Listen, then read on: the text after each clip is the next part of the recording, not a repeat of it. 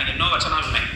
భాగవతంలోనూ ఉన్నాయి. భాగవతం, విష్ణు పురాణం, శివపురాణం, దేవి భాగవతం, ఈ పద్మపురాణం, స్కాంద పురాణం, వీటన్నిటిలోనూ ఈ శివకేశవ అభేదం గురించి చాలా స్పష్టంగా చెప్పారు. అంటే ఇప్పుడు ఏ భేదం విదధత్యద్ధా హ్యావయోరేకరూపయో కుంభీపాకేషు పచ్యంతే నరా కల్ప సహస్రకం అని ఈ మాటను శివకేశవులిద్దరూ మాట్లాడుకుంటున్నారు. ఇలా వాళ్ళిద్దరు ఇలా మాట్లాడుకుంటున్నారు. ఏమిటి? మన ఇద్దరి మధ్యలో ఎవరైతే భేదాన్ని చూస్తారో వాడు కుంభీపాకం అనే నరకంలో కల్ప సహస్రకం, వేల కల్పాల పాటు వాడు కుంభీపాక నరకంలో ఉండాల్సి వస్తుంది అని పద్మపురాణంలో ఉంది. ఈ మాటను శివకేశవులిద్దరు ఇలా కూర్చొని మాట్లాడుకుంటున్నారు.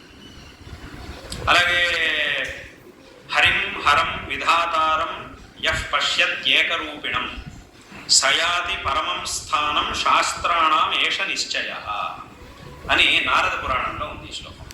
హరిం హరం విధాతారం, శివుడు, బ్రహ్మ, విష్ణు, మహేశ్వరుడు.